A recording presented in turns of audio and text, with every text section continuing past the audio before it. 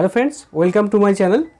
Myself Mithu Pradhan and you are watching MP Drawing Tutorial YouTube channel. So friends, today I am going to show you how to draw a beautiful pigeon from number 3. Okay, so let's start.